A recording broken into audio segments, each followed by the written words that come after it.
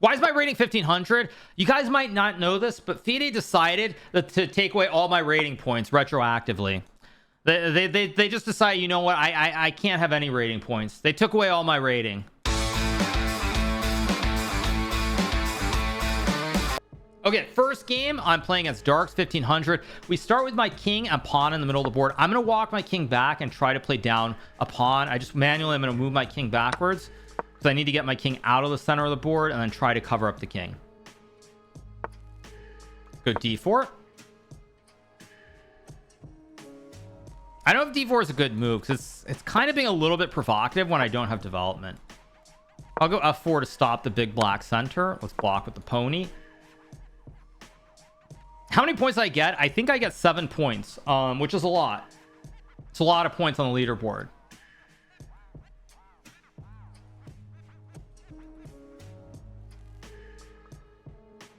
So, for anybody who's asking, my team has come up with all these commands and fens and everything else for all these positions. So we've got a ton of positions with odds that we play against subscribers. So big shout out to my team. They've developed this over the last 5 years, pretty much since 2020. Okay, I go 92. I'm happy to trade. So in case you're wondering about these positions, I've got this massive Excel spreadsheet with all these commands of these positions. Probably the most famous one that everyone has seen, of course, is the Salvador Dali chess position. Many of you guys know the story, right? So Salvador Dali was a very famous Spanish painter.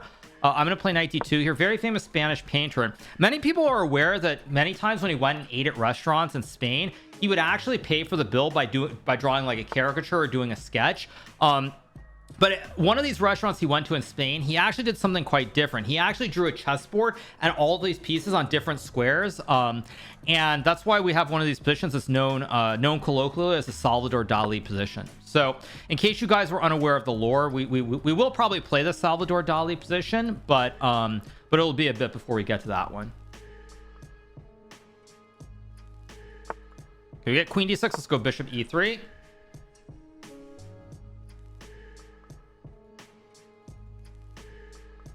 So I want to develop. The problem is I can't castle my king here. I can't castle my king. So I'm going to go queen d2 here. I'll probably go king f2 and c4. Oh, I missed g4, which is actually very strong. I'm smoking something.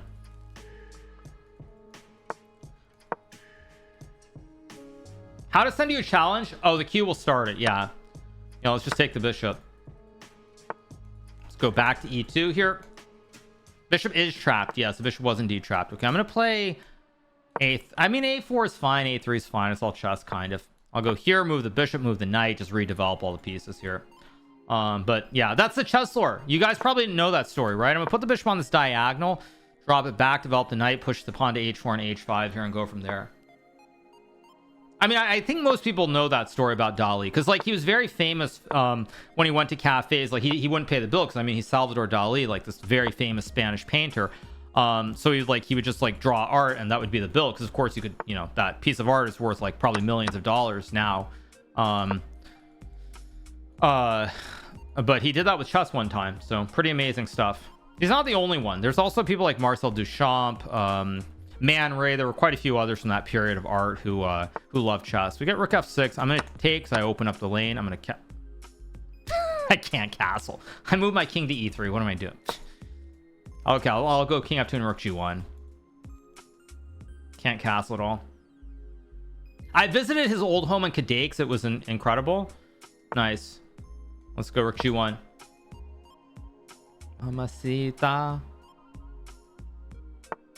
Okay, let's what I need to do here is I'm gonna play this queen's 2. It's gonna look really weird. I'm gonna play this because I want to move the bishop and bring the queen all the way over. I want this bishop to guard against this threat. See, I'm gonna go here to guard, and now I can take or swing my queen all the way over. Go here, cut off the check, and now I'm gonna bring my queen over to the king side. I missed that. That's a good move. I'm still winning, but slightly inaccurate. Let's go here. Rest in peace, stream.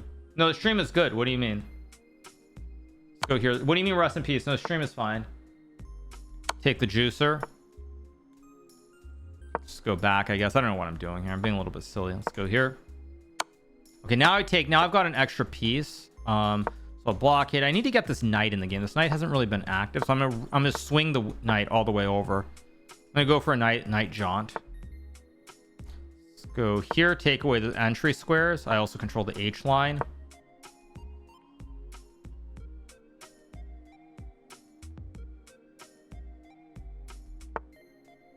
Okay, I want to go knight a6. I'm gonna try to swing the knight in. Okay, trades, but now he just loses because I win the pawn and the rest collapses very quickly. Go here. Go here and play b3.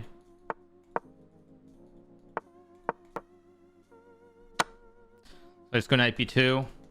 What do I think about Hans? He played a good event. I mean, what do you want me to say? I mean, yes, I probably should have beaten him at one moment, but he played a good event. Like, it is what it is. I mean, people oftentimes though don't realize how random, not random, but how little of a difference there is between top players. I'm gonna push the pawn up the board and win. People very oftentimes don't realize that, like, in a given Title Tuesday, any 2700 can win. Literally, any 2700 can win Title Tuesday. And I think people oftentimes don't realize that, like, the difference between, like, say, Magnus and other players, it's very small. It's just that over the course of many games and tournaments, he's better than everyone else.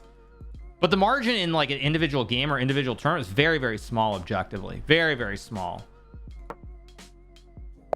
Okay, we get the win. First game up. We'll keep going. Next game is going to be against Any Bear. Let's pull up the command prompt, and here we go. Okay, so we're playing this position now. We've seen this position before where I'm basically in big trouble because my opponent has a queen and a rook down on this side of the board. So I'm going to take, go king e2. I'm down a juicer here, so I've got 3 pieces. My opponent has 4 pieces. All of our rooks are on the wrong side of the board, obviously, but it's still a decent position. Can the CCT leaderboard be found anywhere? Do you guys want me to be, like, honest or not? Do you want me to tell? Do you guys want me to give you an honest take that's very embarrassing? Okay, screw it, I'll say it. Chess.com does not have a functioning leaderboard as far as I know it. I went to try and find the leaderboard last week after I won. I was trying to figure it out. I was trying like, where can I find how I'm doing this in the for the qualification for EWC. And when I found the place where it was supposed to be, it literally redirected me back to, it redirected to results from 2024. So unless they changed it in the last like 2 or 3 days, chess.com does not have a functioning leaderboard, and I'm sorry that I can't give you better information. I can't give you better information, but like, there is no leaderboard.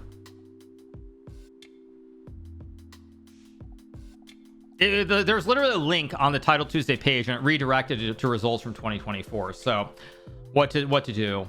Oh, maybe now there's a hidden page with a leaderboard. It's very well hidden. Okay. It's very well hidden. Okay. That kind of defeats the purpose. Anyway, I am down 1 piece. My opponent has 2 Bs, 2 ponies. I have dos ponies, 1 bishop. So, okay, we got a6. What I do feel good about, by the way, though, jokes aside, is I feel like I've found a better rhythm in Title Tuesday. I found the right rhythm for 5-0. I feel like, in general, I think my rhythm is much better now than it was before. Let's go knight d3, hit the rook. G5 probably not the best. What is that? He sacks the rook, but he has no response. He sacks the rook, but it leads nowhere.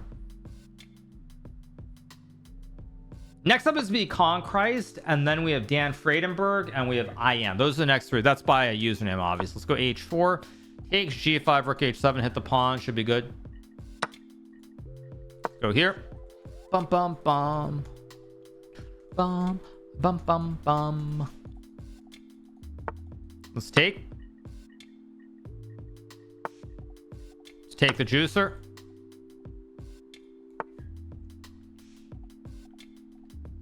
Let's trade the rooks. I'll go knight d3, maybe knight e5 here. Why is my rating 1500? You guys might not know this, but FIDE decided to take away all my rating points retroactively. They just decided, you know what, I can't have any rating points. They took away all my rating. Go rook h8, target the Bs.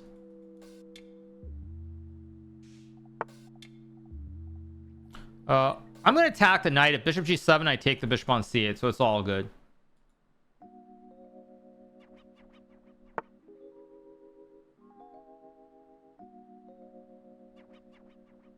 So let's just take the knight and move the knight back to d3. Okay, let's go knight d3. Just keep playing the position. Let's go knight f4. My idea is to play like g6 here and try to attack on the king side. Also, I realized since I was playing so seriously, I didn't get around to it. But for those of you guys who do watch my YouTube channel, I will have more videos coming out with coffee chess in the near future. I actually went to coffee chess this past weekend and played a couple of games. I actually did lose a game as well. So I'll definitely have that on my YouTube channel. But I did go and play some games. So it was some good. Hikaru, do you think Magnus would feel motivated to play the World Championship there as a player was playing? If Magnus could automatically get in and play the match, yes, he would be interested. But Magnus would have to re-qualify for the candidates, and then he'd have to win the candidates just to get to the match. That's never going to happen again, for anybody who's wondering. Magnus is done. He is done, and not just on Twitch. Let's play Rook C6 to hit the knight here. I take the juicer. The Annie Bear is putting up good resistance this game. Really, really good resistance. Let's go here. Put everything on the opposite color of the bishop. Bishop can't touch anything. How do I do this actually? Not easy. This might be a draw with perfect play. Let's go let's go a4. That's a big mistake. Now the knight gets stuck behind enemy lines. There's like no escape. There is an after party today. Let's take. It's easy for Magnus. Honestly, there's no guarantee that Magnus would win. Legitimately, there's no guarantee. I'm gonna sack the rook. And now we just push our p up the board. No, there's no guarantee that Magnus would win the candidates. He's the favorite to win, but he's never a big favorite. He's never a big favorite. So okay, next game we're gonna play Con Christ. Okay, we got this position. So all my pieces are on the wrong side of the board. I gotta run my king back to safety here on the queen side. I'm gonna try to trade because you'll see I've got this big clunky box of all the pieces. Like someone just set these pieces up completely randomly. So get there. G6 is I'm gonna take. I gotta be really careful. I need to find a way to attack on the queen side. I'm gonna go c4 here. Help. Bishop f4 is a really good move. I might be getting smoked. My king is under heavy fire. Like heavy fire. I've got to stop the checkmate here. Like I'm hoping I can sauce him with a double stack on C before he mates my king. I mean, a lot of people in chess are news, they forget. Magnus barely won the candidates in 2013. Let's go here. Here comes a double stack. I mean, people have forgotten because, I mean, it's logical that people would forget. Okay, take. Let's go here. People have forgotten that Magnus barely won the candidates in 2013. He barely won. He lost in the last round to Peter Savitler. Kramnik also lost, so Magnus won on tiebreak. But both of those guys were like neck and neck. I mean, Magnus won, but it was not a foregone conclusion by any stretch of the imagination. Now I got queens off the board. I have a double stack. I'm attacking. The king and bishop and knight are weak. It's looking good. I can tickle the pony with d4, but he's going to sack again. I'm going to go here to guard the pawn against the sacks. He's got his own double stack. I mean, I feel like something's going to hang here soon. I've got e3, d4. Okay, let's sack the rook for the two pieces. Now I should win because my pieces are back in the game and we're in an end game, but still not trivial. So anyway, to answer that question in full about Magnus, he would be interested, but only if he were already there. He's not going to go through the stress of having to win the candidates. It's a good move, by the way. What am I doing here? Still tricky. It's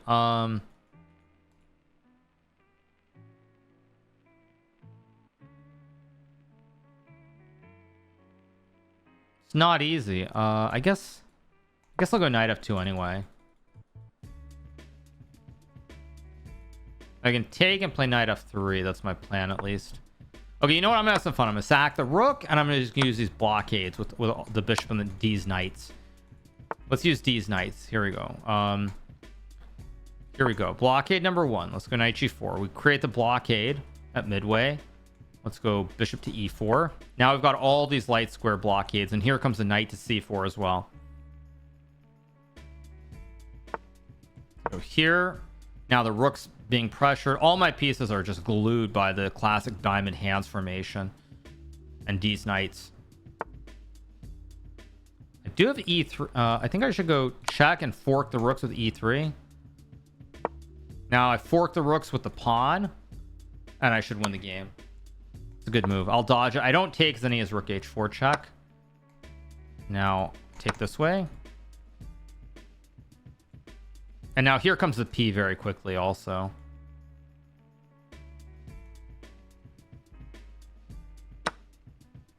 Take. Okay, we get the win. Okay, so next one coming up. Okay, here we go. Okay, so Dan Fredenberg has a queen on a7 instead of pawn. So he's up an extra. He's up a queen for one pawn at the start of this game. He's up a queen for a pawn. So let's see if he can win with queen odds. Let's just castle here. c5 is a good move. I'll play c3 here. For anybody who mentions is playing for draws or whatever else, I'm just not in the mood for it. Like, people, you know, sometimes you just need to put your head down and focus on playing chess and not trying to literally just like be loud every 5 seconds, because it serves no purpose. All it's going to do is make more people dislike you.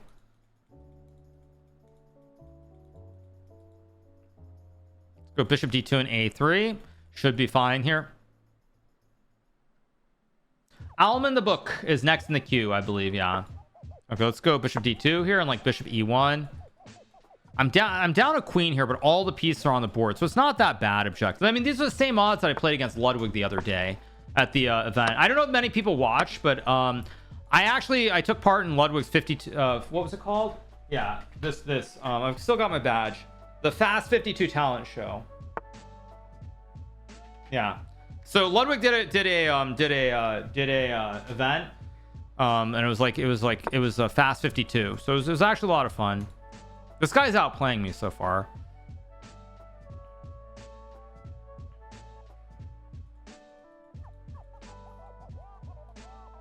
What I think about my candidate's performance is very sad. I mean, it's kind of funny. I'm working on a book, so this will probably be in the book. But I'll tell you guys something funny about the candidates. I honestly did not feel that disappointed in my result. Like, yes, I didn't win. Yes, it would have been nice to win. But like, I didn't really feel that bad about it. And it's funny because it's almost like all the people around me, they felt worse about it than I did. So, I mean, I'm very proud of my performance. Like I said, you know, to put it in perspective, you guys, let me put it in perspective. This guy's playing really well. I actually might have to work really hard to win this game. He's playing great game, by the way. Great game by Mr. Dan.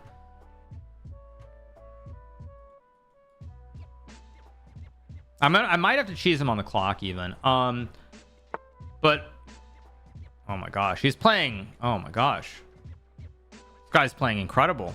Let's go here. I need to pick up the speed. I am getting outplayed this game, just to be clear.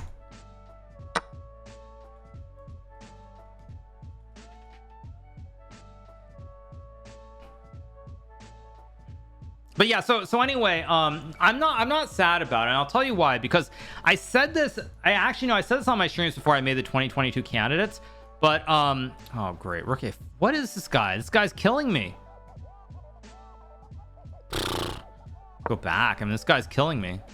I can't trade queens. He's not low on time. I'm getting murdered this game.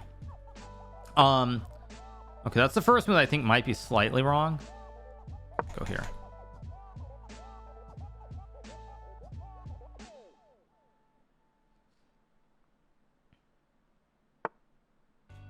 What's this?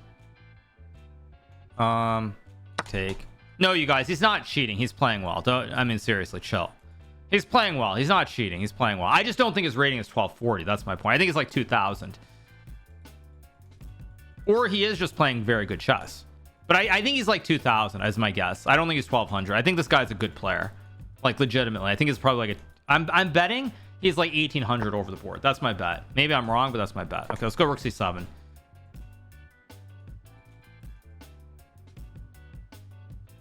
He is going to get flagged, though, most likely. Oh, no. Oh, I spoke too soon. As soon as I say he's playing well, he's playing above his... He's playing really well. He blunders mate in two.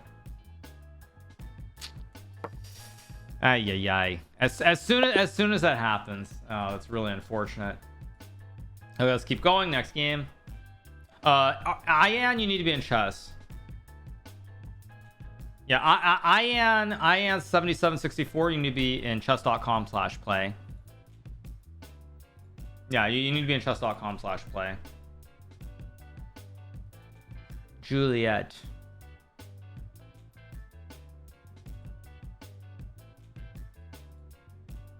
Okay, Anne's not here, so let's try again. One last time. No. Wait. There we go. No, Anne's not here, so let's keep going. Okay, Mendelik is not in live chess either. Let's try Abab. Okay, there we go. Okay, so we're gonna play a game of all night. So this guy's probably pretty good if we're playing night odds. Yeah, this guy is probably very good. Let's go D3. Let's C3 here.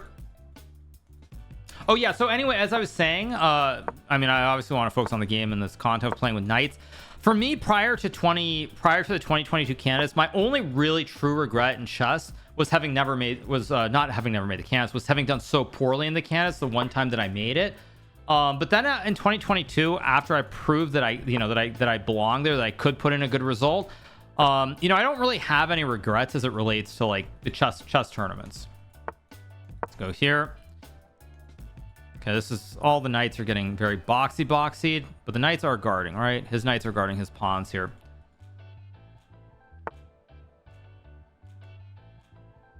Is he trying? He's trying to go F5. Okay, I'm gonna go D4 and smash the center. I don't know what's going on here. Guess let's go here. I mean, I'm trying to make sure I'm not hanging a fork. Okay, so he's guarding twice. He's guarding twice. Like I almost can't see the board. This is a mirror except for these knights. These knights are on the wrong squares. Okay,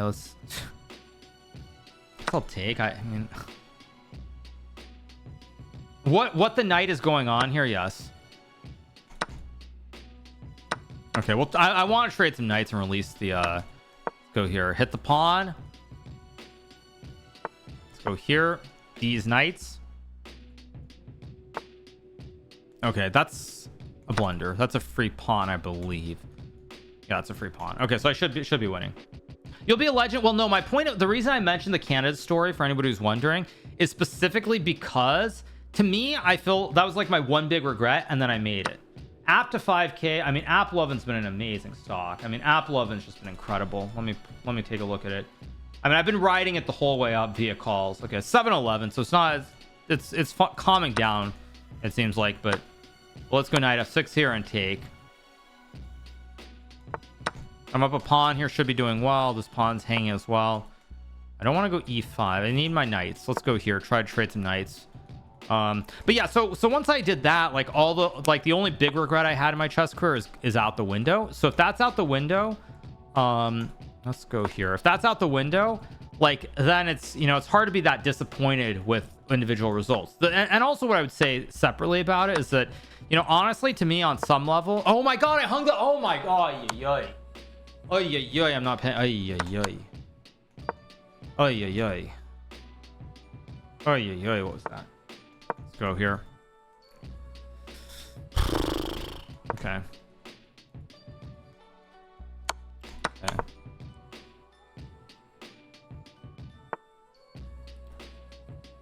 I mean, I probably can't win this now. Too many knights on the board. I just kind of like went crazy. Not surprising. But now we're in just a classic knight endgame. That's insane. Let's go H4 and try to fix the pawns on the king side here. A5 feels a little bit dubious somehow. Let's go back. I'm going to try to go knight E5 here. Okay, G5 feels kind of wrong. He's giving me a passed pawn potentially in the long run. Okay, I think I'll go here. These pawns are a little bit brittle as well. Like my knight can easily touch them. And I have a passed pawn, so it's still a draw with perfect play, I suspect. But he blunders, and now he's going to lose because I fork him with knight D7. But yeah, so anyway, to answer the question, as I was trying to say, like, I don't really have regrets chess in terms of my chess career, and I also feel like I won the lottery in many ways. Like, you look at a lot of chess players, they struggle for so many years to make a living. It's a very tough way to grind, and I have no such worries. Like, I can retire tomorrow and I'll be set for life, for lack of a better way of putting it. So like it's like, on that hand, it's like it's hard to really be really annoyed about the candidates, because even if I didn't win it, like I've been so winning that it's not a big deal. We'll go f5, king e5, f6 here, and I should just win with the pass p.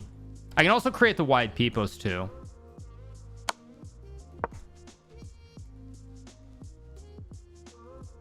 Got the wide p post, should just be winning. Now I'm gonna go for the wide p post up the board. Okay, h4. I think I can do this. I'm just gonna push the p. There goes the p. Black can't stop both of the p's. What about the ultimate glory? I mean, that would be nice, but I'm just saying, like, it's not gonna change my life substantially. Of course, I'd like to give him my best run, but I was gonna go. Oh, I thought I was gonna go knight d5 to try and fork me, but I'm just gonna keep pushing my p here. Too much p. Too much p. Let's take and go here and then make more p.